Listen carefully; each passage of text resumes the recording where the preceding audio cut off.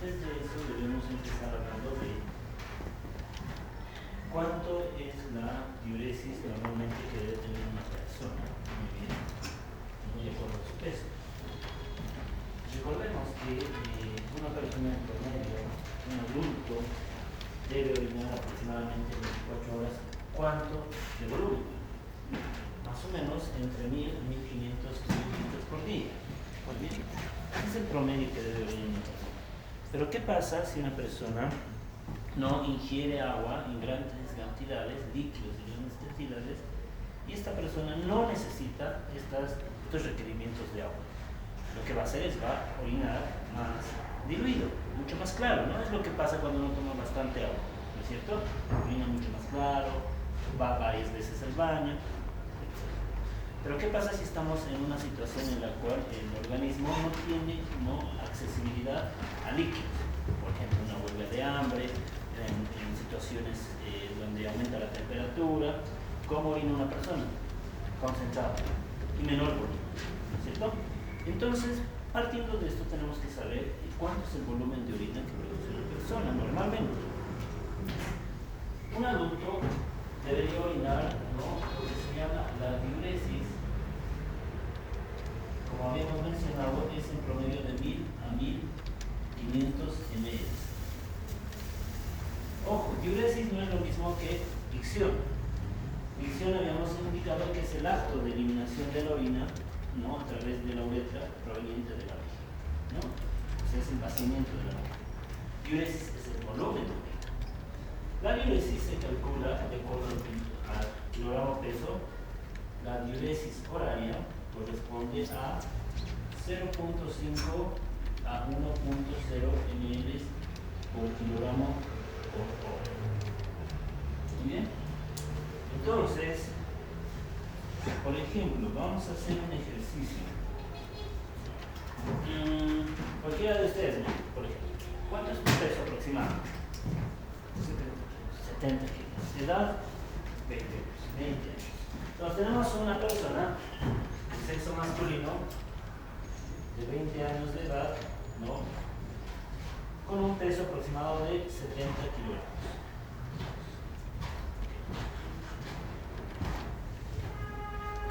Cualquiera de ustedes durante la mañana debería tener diuresis, o sea, debería ir al baño. Ingiera o no ingiera líquidos, debería orinar. ¿Cuánto debería ser esto?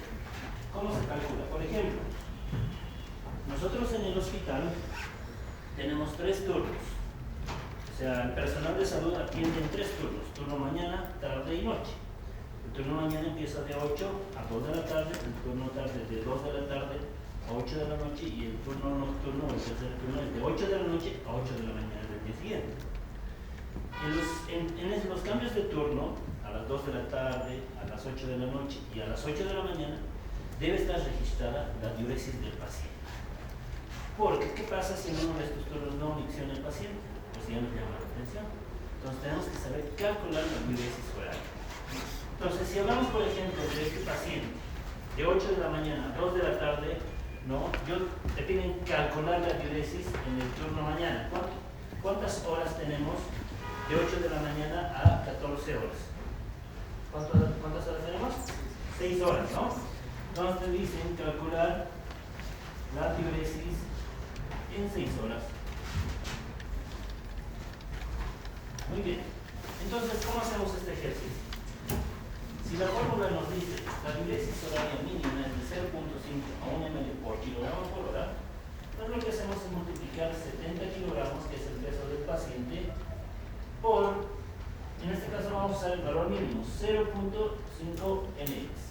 ¿Cuánto nos da esto? Como resultado, 35 mililitros.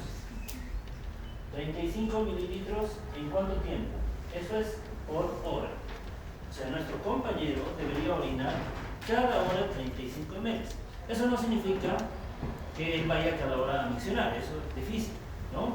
Pero nosotros por lo menos tenemos que calcular en un turno, por ejemplo, de 6 horas, cuánto debería orinar el paciente.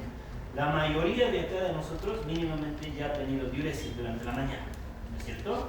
Algunos tendrán otra segunda diuresis durante el resto de la mañana. Pero ¿cómo calculamos eso? Si 35 ml es por hora, entonces me dice calcular en 6 horas. 35 ml por 6, ¿esto cuánto me da? Ahí me por la calculadora. 210.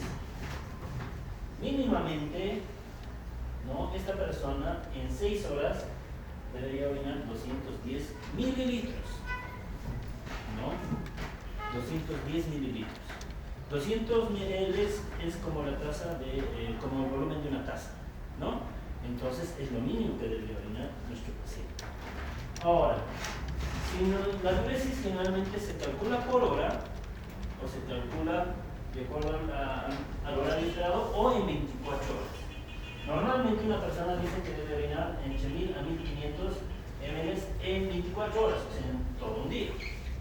Muy bien. Entonces, ¿cómo haríamos este ejercicio para saber cuánto es lo mínimo que debería orinar en 24 horas? Multiplicamos los 35 ml por 24. ¿Cuánto nos sale? Ayúdenme, por favor. 840. 840 ml a el doble, que si tomamos en cuenta el valor de 1.0, serían 1680 ml. Esto en 24 horas. Entonces, miren, si bien el promedio es de 1000 a 1500, esto varía de acuerdo al peso de una persona, ¿no? Nuestro compañero debería orinar mínimamente 800 mililitros en 24 horas a 1600. Ahora, esto puede variar de acuerdo al grado de hidratación del paciente. Estamos hablando en estos casos de una dieta regular y una hidratación no regular, ¿no? La hidratación no simplemente significa tomar agua. El agua, los ingresos líquidos, ¿no? Los ingresos que podemos tener nosotros vienen de diferentes maneras, ¿no? Eso se llama balance. El balance hídrico. Eso era una de las funciones del riñón. ¿Recuerdan? Balance hídrico. El balance hídrico es un balance, es un equilibrio entre los ingresos y entre los egresos de líquido, de agua. ¿Cuáles pueden ser los ingresos que tenemos nosotros, muchachos? De agua, ¿cuáles? Los que son por vía oral, ¿no? Incluye, por ejemplo, la dieta, ¿no? Los alimentos tienen agua, ¿no? Los alimentos líquidos como la sopa, el té, incluyen agua, ¿no? Eso se calcula, ¿no? Otro, ¿cuál más? Es el agua que se produce en metabólico, ¿no? El agua metabólica. ¿No es cierto? Y otro, que cuando un paciente esté internado, por ejemplo, puede recibir soluciones parenterales, ¿no? Ya sea solución fisiológica, dextrosa, etcétera, tienen volumen. Y los egresos van a ser las pérdidas. ¿Las pérdidas cuáles llegarían a ser? Las pérdidas son de dos tipos, ¿no es cierto? Sensibles e insensibles. Las pérdidas sensibles son aquellas que nosotros somos conscientes de las que estamos perdiendo. Por ejemplo, ¿cuáles? Ya, muy bien, las heces fecales, ¿no? ¿Cuál más? De lo que estamos hablando ahora. La orina, la diuresis, ¿qué más? El sudor. Sí, el sudor podría ingresar también, ¿no? Y luego tengo las pérdidas insensibles. ¿Cuáles serían? ¿Ah? Ya, ¿no? Bueno, en este caso es la respiración. Y luego tengo la respiración, ¿no? Ok. Ahora, ahí se sumaría entre los egresos, por ejemplo, las pérdidas patológicas, ¿como cuáles? Vómitos, diarreas, o si el paciente es operado, ¿no? No sé si han visto, les dejan drenaje, ¿no? Cuando es operado de la vesícula, del páncreas, les dejan unos tubitos que se llaman drenaje, para evitar que se acumule sangre, ¿no? Entonces, de esta manera, tanto ingresos y egresos debe equilibrarse, ¿no? Regularmente. Entonces, si una persona, por ejemplo, toma bastante agua, ¿no? Su volumen urinario puede ser más de 1600 ml, si es que no los necesita. De eso se encarga el riñón. Si el riñón estaría funcionando inadecuadamente, una persona que toma en exceso de agua, va a empezar a acumular agua en el espacio intersticial. Y eso se llama edema, ¿no es cierto? Entonces, el riñón tiene esa función, ¿no?, de ante las necesidades de agua, de disminuir el volumen de orina o aumentar el volumen de orina, por un lado, de disminuir la concentración de solutos en orina o aumentar la concentración de solutos en orina. Eso se llama concentración y dilución de la orina, es lo que vamos a tratar el día de hoy. Pero antes de pasar eso, que es parte de la actividad, ¿no?, de la siguiente semana y la subsiguiente, podemos hablar un poquito de los cambios de volumen de orina.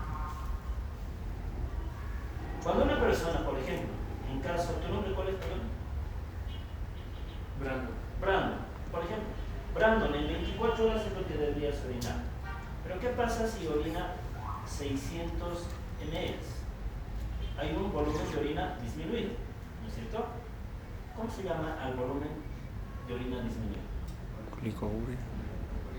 Oliguria. El paciente está en oliguria.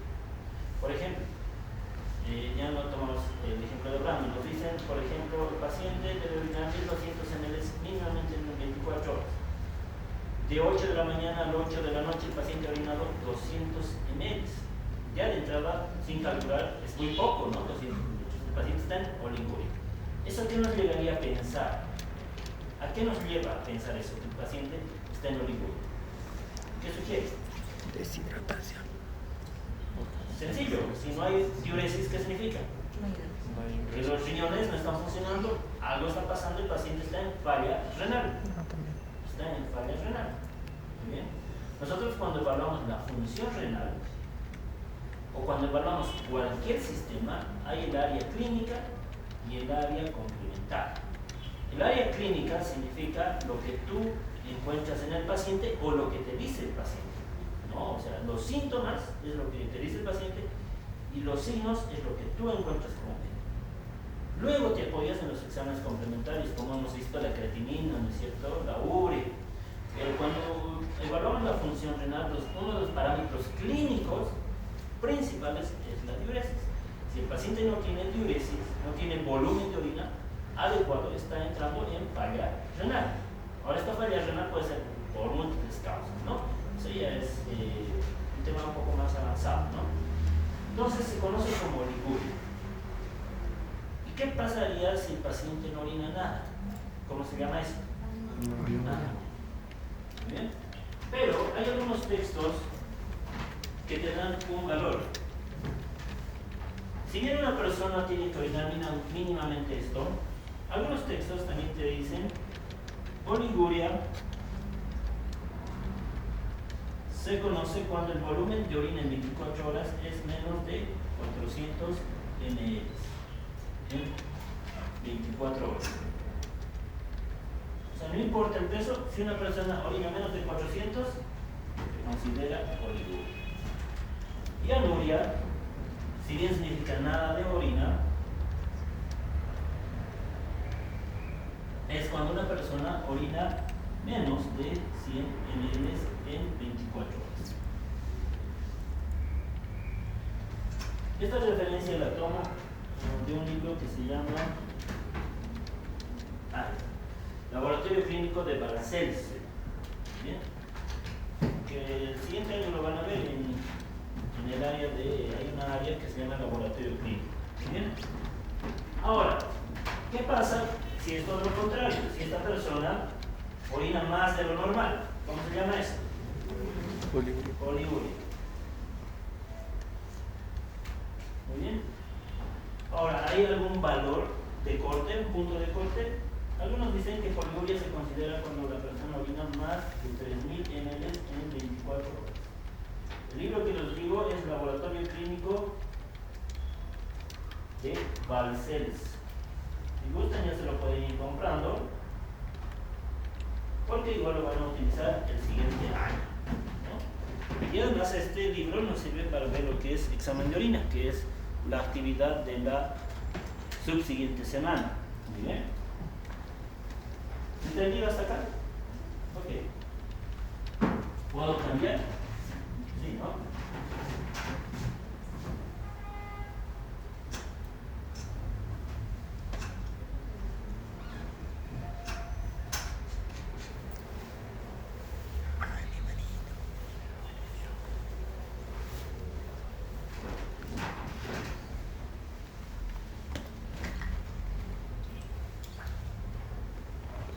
Ok, bueno, tenemos aquí ya lo que es la concentración y dilución de orina. Esto es lo que decíamos, ¿no? Si una persona toma bastante líquido, orina de esta manera. Si una persona no ingiere líquido, o las necesidades de líquido son no grandes, orina de esta manera. Por ejemplo, un paciente con fiebre, ¿no? Con una infección y fiebre y transpiración, orina de esta manera. Muy bien. Para hablar de concentración y dilución tenemos que conocer el término de osmolaridad, ¿no?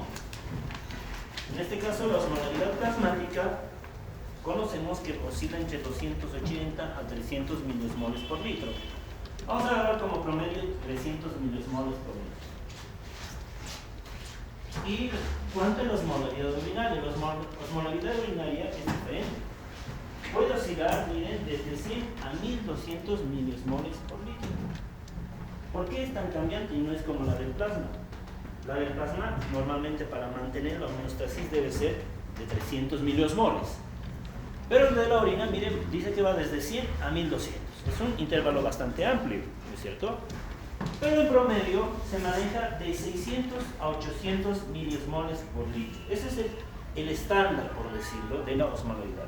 Estamos hablando de una persona que bebe agua regularmente, ni en deficiencia ni en exceso.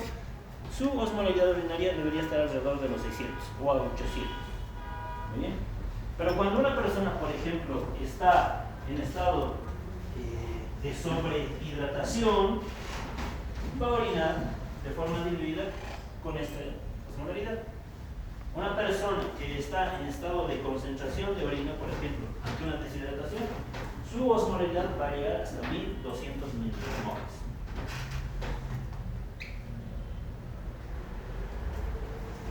Bueno, entonces vamos a tener dos tipos de situaciones. ¿Qué pasa con la orina ante un exceso de agua y qué pasa con la orina ante un déficit de agua? Ante el exceso de agua, ¿no?, se inhibe la hormona ADH. ¿Qué significaba ADH? Antidiurética. Hormona antidiurética, ¿no es cierto? Se inhibe. La hormona antidiurética, ¿qué es lo que hacía? ¿Recuerdan? Ayer avanzamos. Actuaba a nivel del túbulo distal, porción final del túbulo distal y conducto colector, medular y cortical, ¿no? Lo que hacía la ADH es, ¿no?, aumentar la reabsorción a nivel de estos segmentos tubulares, aumentar la reabsorción de agua a través de las acuaporinas. Eso era su función, ¿no? A ver. Por ejemplo, ¿qué pasa acá? Aquí tenemos un gráfico donde nos habla de la osmolaridad, el flujo de la orina y la excreción de solutos en orina. Tres, ¿no?, situaciones paralelas. Y tenemos el tiempo en minutos. Acá nos habla en la primera gráfica la osmolaridad plasmática. Miren, la osmolaridad plasmática normalmente es de 300 miliosmoles, ¿no?, a esta altura. Muy bien. Y la osmolaridad urinaria hemos dicho que es de 600 normal. ¿Qué pasa si se ingiere 1 litro de agua? La osmolaridad urinaria desciende, miren, hasta aproximadamente 200 o 100 miliosmoles por litro. Muy bien. Se mantiene por un buen tiempo de esta manera. ¿Y qué pasa con el flujo de orina? Aumenta. O sea, el paciente orina más. Ante una ingesta de agua, ¿cuáles son los cambios? Que se produce una orina con osmolaridad más disminuida y aumenta el flujo de orina. Esto tiene el objetivo de ¿qué? De mantener la osmolaridad plasmática en los 300 miliosmoles y la excreción de solutos que sea también de forma constante, o sea, que no se modifique. ¿Cuál será el objetivo? Que ante la ingesta de agua aumente el flujo de orina y disminuya la osmolaridad urinaria. ¿Cuál es el objetivo? Mantener lo que se llama la homeostasis. ¿Qué pasaría si el riñón perdería esta función de, por ejemplo, en este caso, diluir la orina? O sea, no se produce orina. ¿Qué va a pasar con la osmolaridad plasmática? Va a disminuir. Va a haber, ¿no?, hipoosmolaridad. Y eso ya alteraría el medio interno. Recordemos que la osmolaridad plasmática es fundamental para las funciones celulares, ¿no? Por ejemplo, si disminuye la osmolaridad plasmática, esto es interesante. Miren, si disminuye la osmolaridad plasmática en los vasos sanguíneos, que normalmente es de 300, pongamos un ejemplo, ¿no? Tenemos solutos acá que hacen los 300 miliosmoles por litro, ¿no? Esos son los solutos. Pero si disminuimos la osmolaridad y hay mayor cantidad de agua,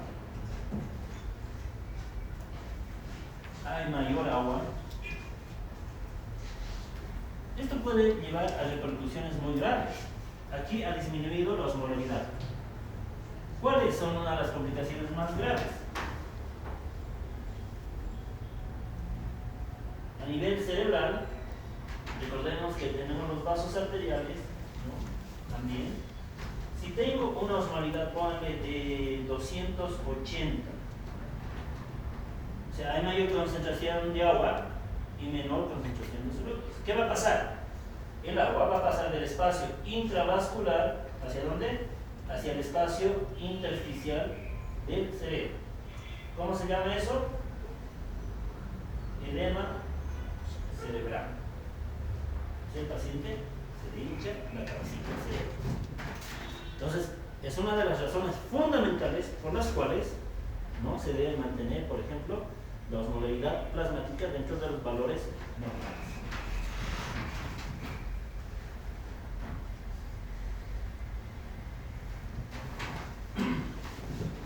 Ahora, esto toma su tiempo.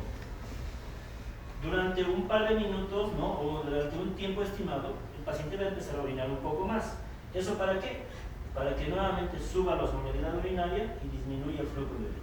Pero la concentración de solutos en plasma y la eliminación de solutos en orina se mantiene constante. Eso es lo que fisiológicamente debería suceder. Bueno, en este gráfico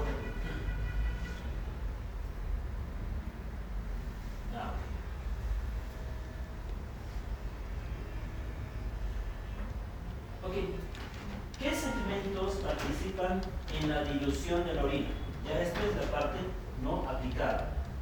Este es el esquema de la nefrona, de los túbulos, ¿no? Este es el glomérulo, túbulo proximal, el asa de Henle, túbulo distal, túbulo colector, conducto colector. Existe lo que se conoce como segmentos diluyentes tubulares.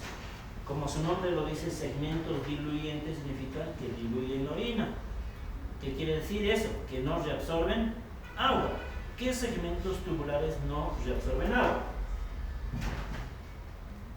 El asa ascendente de Henle, ¿no?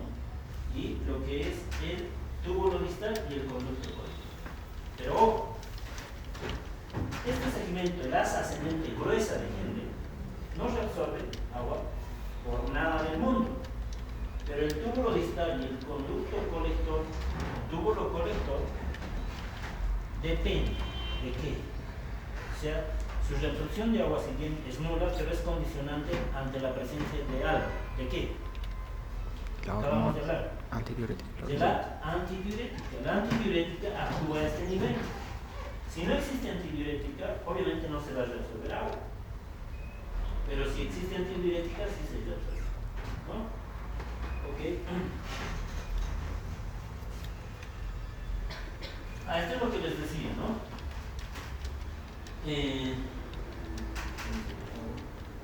Antes de pasar acá, si una persona no toma bastante agua, se va a inhibir la secreción de ADH. ¿Qué quiere decir eso?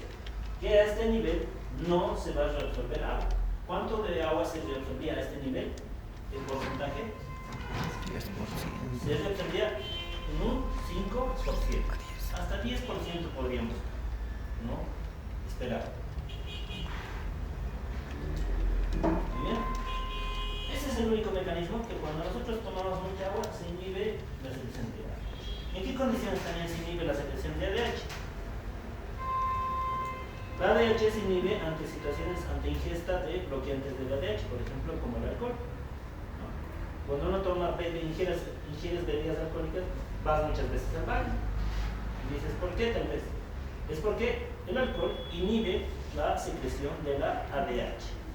Entonces una persona que toma bebidas alcohólicas, lo que ingiere, se bloquea su ADH y empieza a orinar.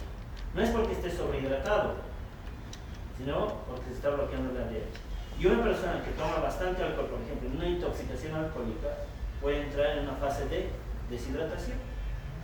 Muy bien, porque se bloqueó su ADH durante el consumo de bebidas alcohólicas. Ahora vamos a hablar de qué pasa ante la deficiencia, ¿no? Ante la falta de agua, ante el consumo de agua. ¿Qué es lo que se forma? Una orina concentrada. Esta orina concentrada puede llegar, como les dije en un inicio, hasta 1200 milimoles por litro, su osmolaridad urinaria. ¿Bien? Aquí tengo lo que les decía, el balance. Esto es un balance hídrico. El balance, como tal vez han visto en bioquímica, el balance hídrico debe ser neutro para mantener la homeostasis. ¿Qué significa neutro? Que tanto los ingresos como egresos sean iguales. Por ejemplo, si tengo ingresos de 3.500 ml en agua, de diferentes vías procedentes, las pérdidas deben ser de 3.500 para que haya ingresos y egresos equilibrados. Cuando los ingresos son más que los egresos, por ejemplo, hay 5.000 ml de ingreso y solo 3.000 ml de egreso, hay un balance que se conoce como positivo. ¿De cuánto? De más 2.000 ml. ¿Qué quiere decir eso? Que 2.000 ml o 2 litros se han quedado en el cuerpo. Todo lo contrario, por ejemplo, una persona con diarrea abundante, 2-3 días, que no va al médico para su hospitalización, sus ingresos serán pues 2.000 ml, pero sus egresos serán 4.000. Entonces existe un balance hídrico de tipo negativo, está perdiendo más de lo que necesita. ¿Cuánto? Menos 2 litros, ¿no? Y entra en estado de deshidratación. Pero en las primeras horas, ¿no? En los primeros días, el riñón se encarga de evitar aquello, de que el paciente llegue a alterar, ¿no? Su medio interno. Y eso es con la concentración y dilución de óleo. Para recordar, ¿no? La ingesta de agua, por ejemplo, puede ser 1 litro. ¿Cuánto se dice que toma una persona de agua? 2 litros de agua por día, ¿no? El agua proveniente de los alimentos, o sea, del desayuno, el almuerzo, la cena, puede ser de 800 a 1000. ¿No? El agua metabólica promedio 300 ml. ¿No? Total puede variar de 1500 a 3500 ml. Ahora, los egresos vienen, ¿no? Desde las pérdidas insensibles como la piel, el pulmón, ¿no? Si en promedio dicen en el texto de Guyton de 300 o 350 milimoles, las heces 300 milimoles y el riñón, ¿no? 1 litro a litro y medio o de 600 a 200 milimoles. Este es un balance hídrico. Si tomamos 3.500 con 3.500 de ingreso y egreso, es un balance hídrico neutro. Eso es lo que naturalmente debería suceder.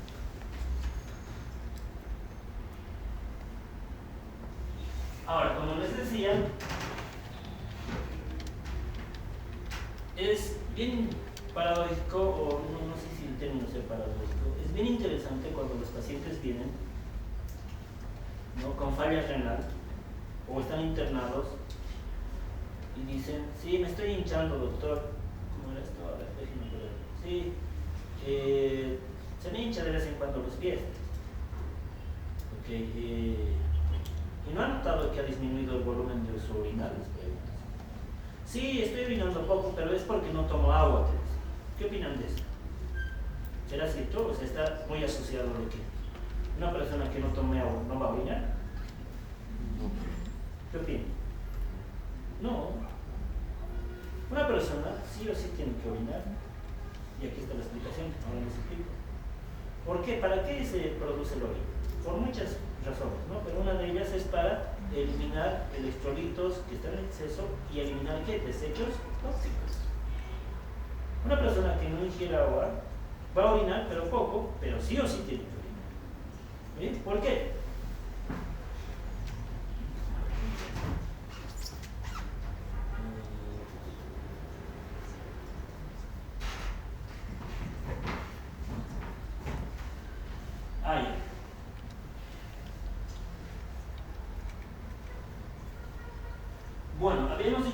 la osmolaridad urinaria en promedio es 600.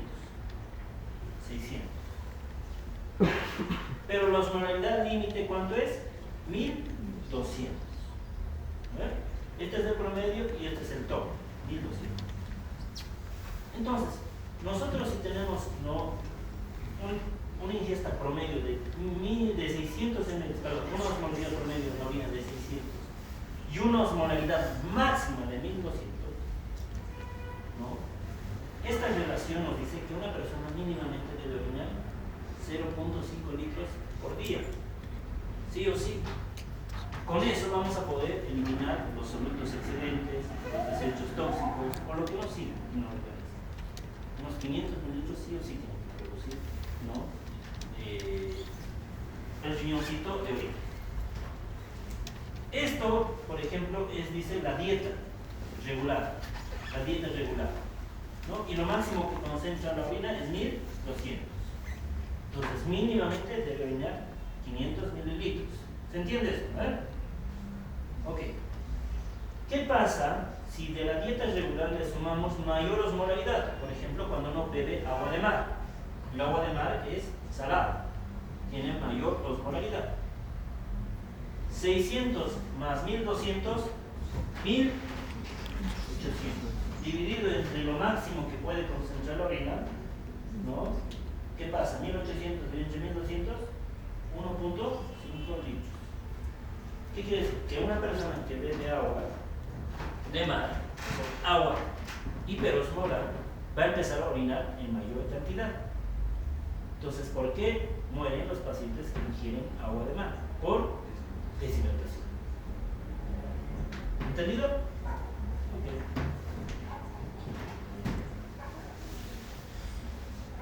Ok. Si bien la parte para diluir era solo bloquear la área de leche, ¿no? Para concentrar la orina se pone un poquito más feo, ¿no? Hay dos mecanismos.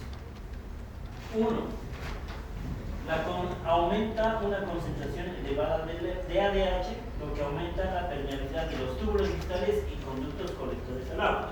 Ese es el primer hecho. Segundo hecho, existe una elevada osmolaridad de líquido intersticial medular. Vamos a explicar los dos hechos.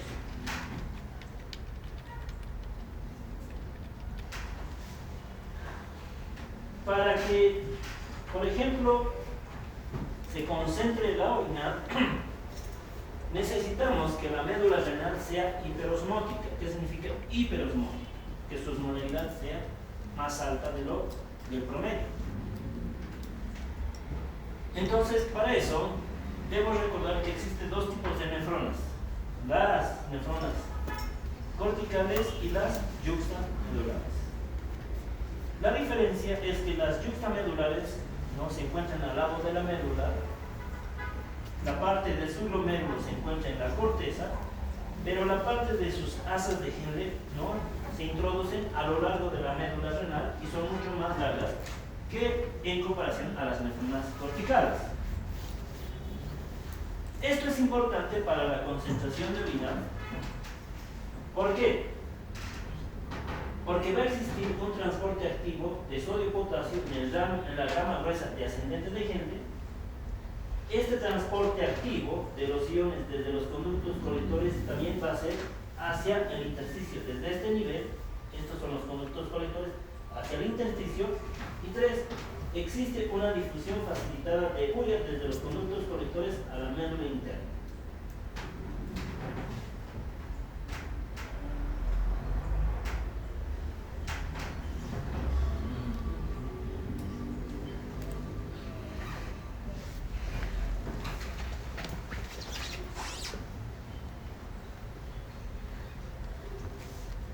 Para concentrar la orina se dice que se necesita 3 situaciones.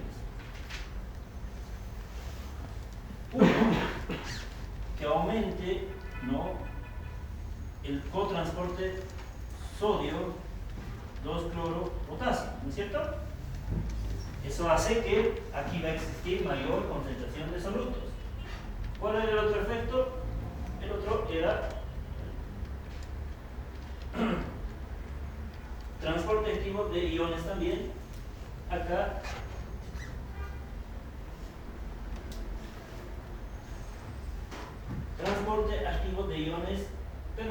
cantidad, recordemos que aquí se reabsorbe de sodio el 25%, aquí se reabsorbe sodio, ¿no?, potasio, en menos del 5%.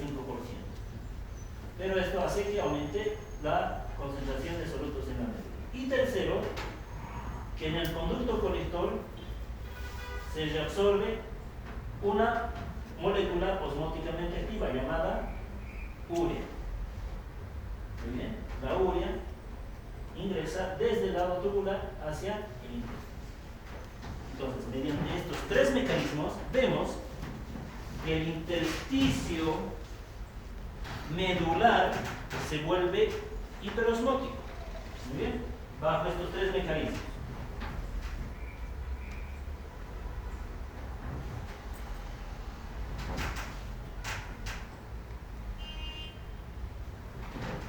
Ahora, pero esto no se genera simplemente por estos transportadores, por esos tres hechos, sino existe un mecanismo que se llama mecanismo de contracorriente. Ya acá se pone más fea la cosa y necesito que me presten atención.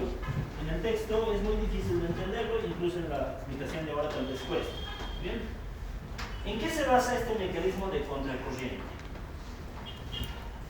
Este es un vaso recto, muy bien, un vaso recto que está circulando alrededor del asa de Henle, no de estas asas de Henle largas. Normalmente la osmolaridad plasmática es de, ¿cuánto hemos dicho? 300. Pero a medida que este vaso va descendiendo hasta la punta del asa de Henle, miren, va aumentando 600, 800, 1000 y 1200 milismoles.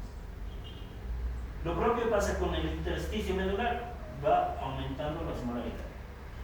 ¿Cuál es la razón de que aumente la osmolaridad a mayor profundidad? Ahí entramos a los pasos, 7 pasos para el mecanismo de contracorriente. Entonces acá presten atención. Esto está en el texto, pero vamos a tratar de facilitar la explicación. Primer paso, dice, el asa de Henle, ¿no? Tenemos acá el asa de Henle, tiene un líquido tubular. Este líquido está proveniendo ¿de dónde? Del túbulo proximal, y del túbulo proximal proviene del glomérulo renal. ¿Cuánto es la osmolaridad del túbulo proximal si bien se filtra todo? ¿No ven? Se filtra todo excepto ¿qué? Proteínas, albúmina, ¿cierto? Entonces se dice que la osmolaridad del líquido tubular en el túbulo proximal es igual que la del plasma. ¿Cuánto sería? 300. El asa de Henle va a recibir este líquido tubular proveniente del túbulo proximal con la misma osmolaridad de 300, ¿no? Por eso dice, el asa de Henle recibe 300 milismoles igual que la del plasma. Hasta ahí no hay donde perderse. ¿Entendido? Segundo paso, dice, la rama gruesa del asa de Henle, nos ubicamos acá, muy bien, absorbe sodio 2-cloropotasio, creando un gradiente de osmolaridad de 200 milismoles entre líquido tubular e intersticio medular. ¿Qué quiere decir esto? En el segundo paso es que cuando el líquido tubular pasa al asa de Henle, se va a activar el cotransportador sodio 2-cloropotasio. Va a sacar estos electrolitos desde el túbulo al intersticio, o si quieren a este lado, al intersticio medular, creando un gradiente. ¿Qué es gradiente? Una diferencia de solutos de 200 milismoles. ¿Qué quiere decir eso? Que la osmolaridad del líquido tubular va a bajar a 200, que era 300, y la osmolaridad del intersticio, que era de 300, va a subir a 400. ¿Se entiende? ¿Sí? Ok. Tercer paso. La rama descendente empieza a absorber agua para equilibrar la nueva osmolaridad del intersticio. Como hemos visto acá en el segundo paso, esto se ha vuelto, esta médula se está empezando a hacer hiperosmótica. Para compensar esa hiperosmolaridad, el agua, ¿no? ¿En qué parte del asa de... ¿Cómo le va, Doc? Buen día, Doc. Igualmente, Doc, que esté bien.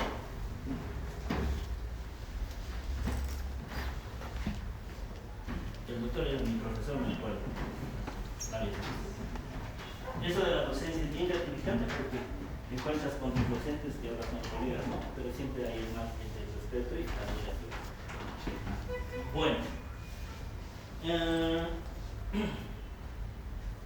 ¿Qué parte del asa de Henle? Recordemos que el asa de Henle tiene una rama descendente, una ascendente. ¿Qué parte de la rama del asa de Henle absorbe agua? La descendente. O sea, este es tu asa de Henle. Esta es la ascendente y esta es la descendente. Y aquí al medio tienes un medio hiperosmótico. Recordemos que cuando tenemos dos compartimientos, en un lado es hiperosmótico y en otro es hipoosmótico, ¿qué pasa con el agua? Va del lado hipoosmótico al lado hiperosmótico. Entonces, lo que sucede, sabemos que el asa descendente de Henle es el que reabsorbe agua, ¿no es cierto? Entonces, en el tercer paso pasa, ¿no?, el agua al espacio intersticial a manera de tratar de disminuir esa hiperosmolaridad. Pero al salir el agua desde el espacio tubular descendente hacia el intersticial, ¿qué va a pasar con la osmolaridad del líquido tubular? Va a aumentar. ¿Me están siguiendo, no es cierto? Ok, miren, como en el cuarto paso ya la osmolaridad del líquido tubular ha ascendido a 400 miliosmoles. Bueno, cuarto paso, dice, el túbulo proximal al asa descendente empuja el líquido tubular hacia el asa ascendente para que siga bien. Hasta acá se entendió. Ahora, pero recordemos que el líquido no es estático, sigue fluyendo, ¿no es cierto? O sea, a este asa ascendente le va a seguir llegando del túbulo proximal mayor líquido. ¿Con cuánto de osmolaridad llega? De 300. Va a descender, ¿no? Va a descender y recordemos que acá en el séptimo paso, o sexto, si no me equivoco, llegó el líquido tubular y empieza a aumentar la osmolaridad del líquido tubular descendente. El asa ascendente nuevamente activa su cotransportador sodio 2 fluoropotasio y reabsorbe, sigue reabsorbiendo soluto. Recuerdan que era ¿cuánto acá? 200. Pero como sigue llegando mayor carga tubular, va a seguir reabsorbiendo mayor soluto. El asa ascendente de Henle y va a crear ese gradiente de 200. Ahora ya no es 400, es 500 sobre 300. Para compensar esta hiperosmolaridad plasmática, el siguiente paso es que el asa descendente reabsorba agua, ¿vale? Para que esta osmolaridad se disminuya, trate de disminuir. Para tratar de disminuir esta osmolaridad, el líquido tubular se hace más hiperosmótico. En el siguiente paso es que le llega nuevo líquido tubular con 300 miliosmoles, pero es mucha carga y sigue reabsorbiendo mayor soluto en intersticio. Eso se llama sistema de contracorriente. Aquí dice, ¿no? En el quinto paso la osmolaridad ya aumenta a 500. Previamente era ¿cuánto? 400, ¿no? ¿Por qué se debe generar un gradiente de 200? ¿Quién genera este gradiente de 200? El asa ascendente de Henle. En el sexto paso dice, el asa descendente entra en equilibrio con la médula. Lo que les decía acá, debe haber un equilibrio, pero al hacer ese equilibrio, al reabsorberse agua desde el asa descendente, la osmolaridad del líquido tubular empieza a aumentar nuevamente. Luego sigue llegando más carga tubular de solutos y así sucesivamente. Esto llega a ser hasta 1200 miliosmoles. ¿Se entendió? ¿Preguntas? Bueno, en la grabación interna.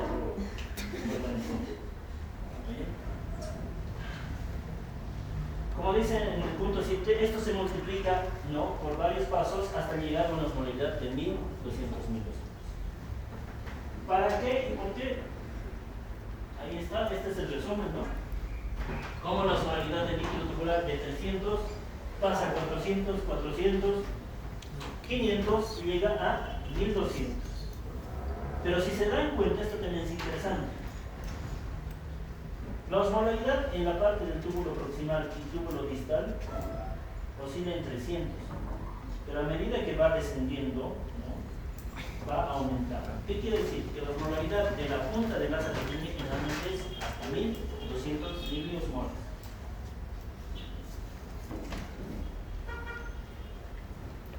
Bueno, ese era uno de los primeros hechos.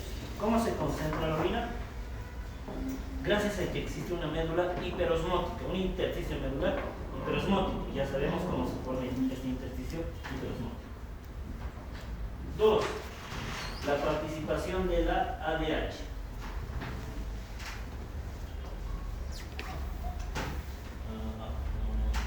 Bueno, la ADH actúa en el túbulo distal, túbulo colector y conducto colector. Ya mencionamos el día de ayer que la ADH va a actuar mediante unos receptores llamados D2, ¿no? Ahí se va a unir la ADH y va a estimular la producción de las aquaporinas. Estas se van a unir al lado luminal, de esta manera el agua ingresa, ¿no? ¿Cuánto aporta? De 5 a 10% de la filtración de agua, ¿no? Si una persona no tiene acceso al agua, se secreta la ADH y se empieza a resolver agua.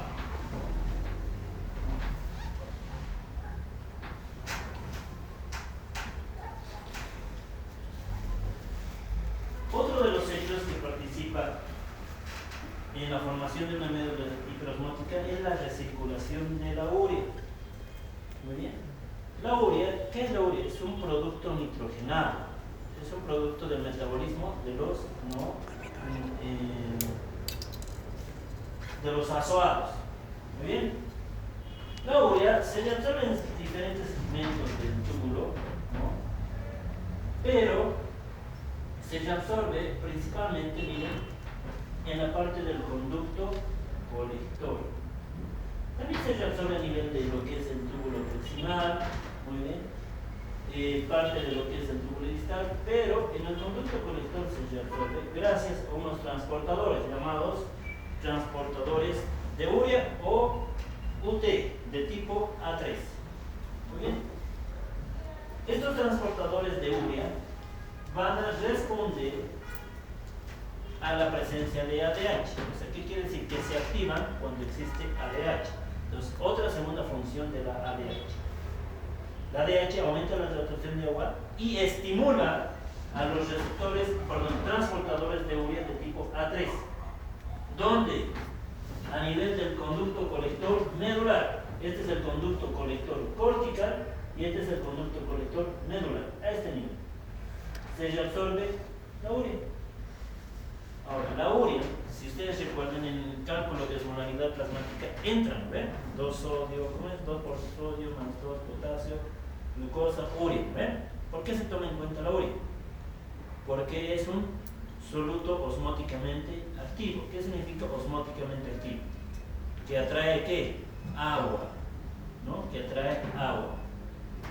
Entonces, como la urea se va del conducto colector medular al intersticio, esto también va a ayudar a que la osmolaridad del intersticio se haga más hiperosmótica. Si toda la médula es hiperosmótica, el agua va a tender a pasar desde el líquido tubular hacia el espacio intersticial. ¿Y cómo va a orinar la persona? El paciente, ¿cómo va a orinar? ¿Más diluido o más concentrado? Más concentrado. Ya me cansé, a ver qué pasa. Mañana continuamos con todo esto. ¿Bien?